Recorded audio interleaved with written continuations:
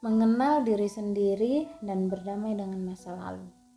Hai para excellent generation, masa remaja merupakan masa-masa yang indah, bukan? Pada masa-masa ini kita berusaha untuk menemukan jati diri kita melalui banyak hal yang kita alami dalam kehidupan kita. Dalam perjalanan pencarian jati diri ini, tentu kita juga akan belajar mengenal diri kita sendiri. Pengenalan akan diri sendiri menjadi salah satu faktor penentu bagi masa depan kita. Seseorang yang memiliki pengenalan yang benar terhadap dirinya sendiri tentu akan memiliki kehidupan yang menyenangkan di masa depan. Jadi, seberapa kenalkah kamu pada dirimu sendiri? Biasanya kita sering mendengar kata-kata seperti ini. Aku jelek, aku gemuk, duh, kok ada jerawat sih di sebelah sini? Ya, karena aku orang miskin. Udah miskin, bodoh lagi. Kata-kata seperti ini mungkin sering kali kita dengar atau bahkan kita ucapkan sendiri untuk menilai diri kita sendiri. Dan perkataan-perkataan ini cukup mengganggu dan juga mampu memberikan pengaruh kepada diri kita sehingga kita akhirnya keliru dalam memandang diri kita sendiri. Ketika kita sudah keliru dalam memandang diri kita, maka kekeliruan ini akan membuat kita tidak bisa mengenali diri kita yang sebenarnya. Dan akhirnya kita berusaha untuk menjadi orang lain yang sesuai dengan standar yang sudah ditentukan oleh manusia.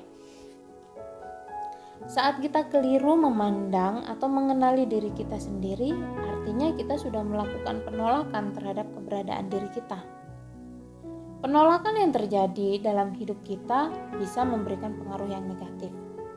Dan pengaruh tersebut tanpa kita sadari akan membuat kita mengalami yang namanya sakit hati atau luka batin. Sakit hati atau luka batin yang kita rasakan bisa mempengaruhi sifat dan sikap kita kepada diri sendiri atau kepada orang lain.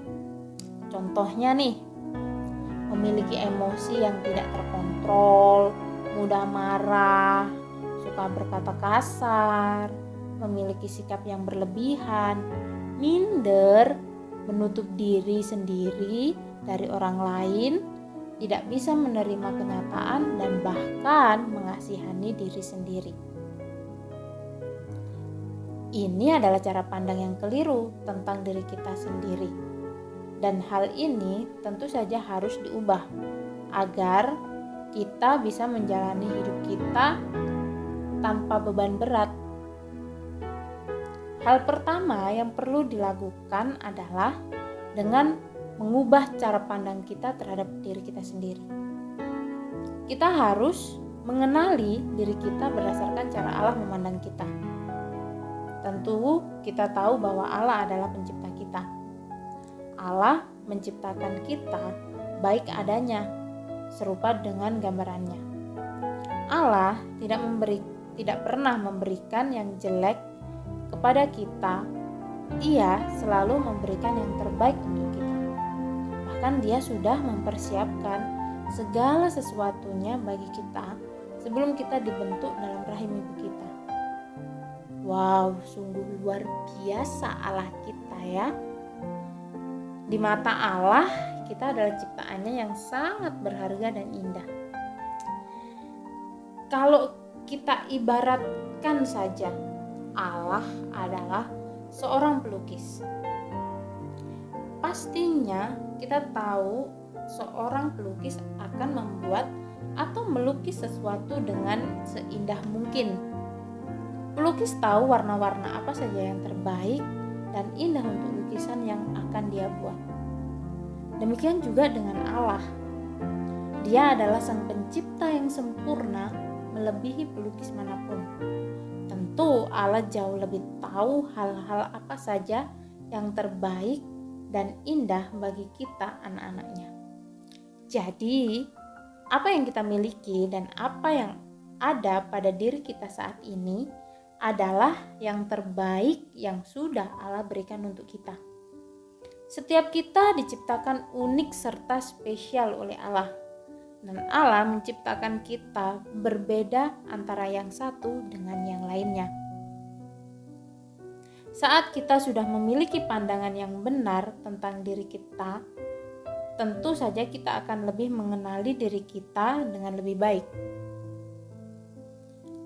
Standar kualitas hidup kita tidak lagi dipengaruhi oleh standar yang dibuat oleh manusia yang gampang berubah-ubah. Tetapi standar hidup kita adalah sesuai dengan standar Allah yang pasti tidak berubah-ubah. Ketika kita mengenali dan mengetahui bahwa kita adalah anak-anak Allah yang berharga, maka kita akan memiliki kehidupan yang lebih indah dan menyenangkan. Kita akan mampu melangkah menuju masa depan dengan langkah yang ringan dan penuh harapan bersama Allah. Setiap kita pasti memiliki masa lalu. Masa lalu yang terjadi dan kita alami di dalam hidup kita tentu meninggalkan kenangan-kenangan, baik itu kenangan yang menyenangkan ataupun kenangan yang kurang menyenangkan.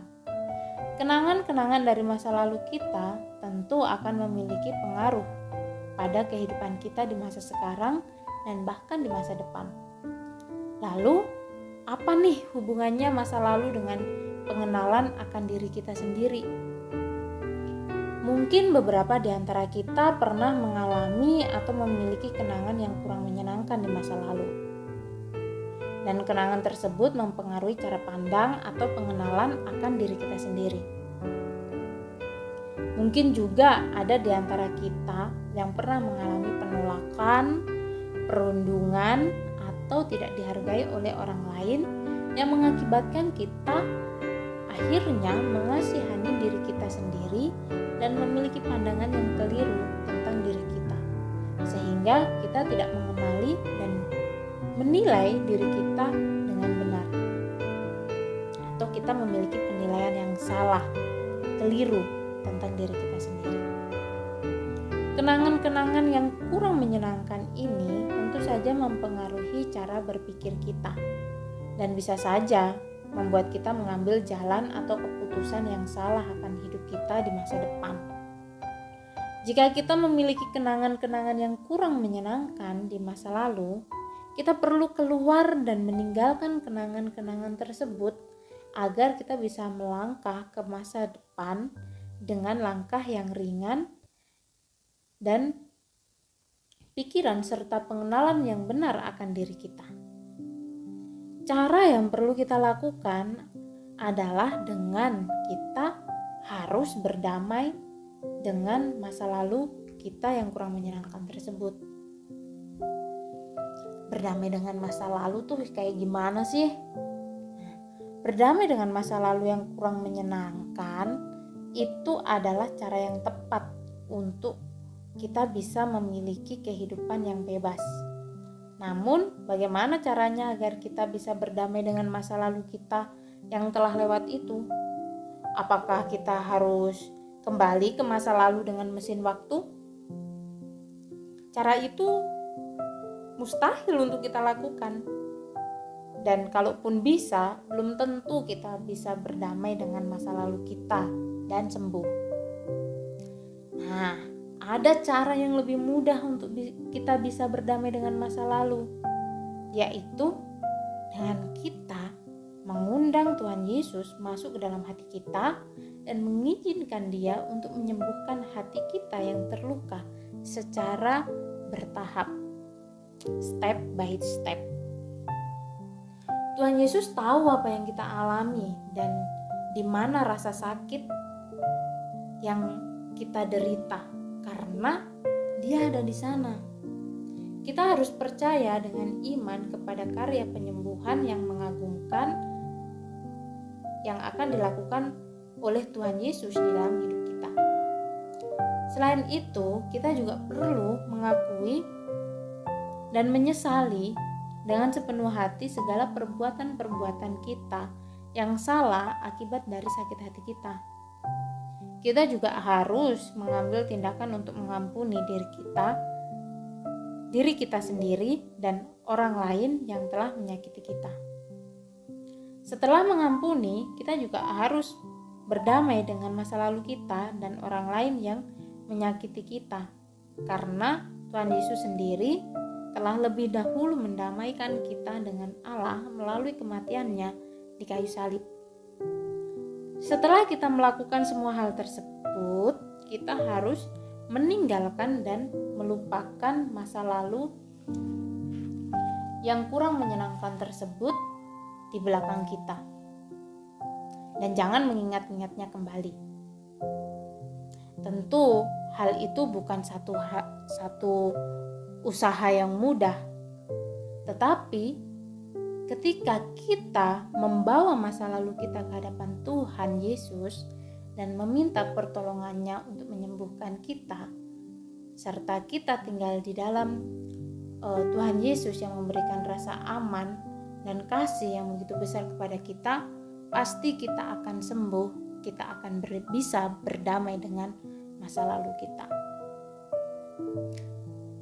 Mari kita sama-sama datang ke bawah kaki Tuhan Yesus dan dengan membawa segala kenangan masa lalu kita yang kurang menyenangkan serta menyerahkan diri kita untuk disembuhkan agar kita bisa melangkah dengan bebas ke arah masa depan bersama dengan Tuhan Yesus tanpa harus membawa beban sakit hati kita. Bersama Tuhan Yesus, kita memiliki masa depan yang indah karena kita adalah anak-anak Allah yang berharga dan ciptaannya yang mulia. Kita harus ingat dan tanamkan selalu dalam hati dan pikiran kita bahwa Allah sangat mengasihi kita sehingga Dia rela mengorbankan anaknya yang tunggal untuk menyelamatkan kita dari hukuman kekal. Dan ketahuilah bahwa ketika Tuhan Yesus menderita di kayu salib, Dia tidak pernah sekalipun melupakan kita. Di dalam kesakitannya, Tuhan Yesus memikirkan tentang kita satu persatu. Dia rela disalibkan untuk kita, anak-anaknya yang dikasihinya. Tuhan Yesus memberkati.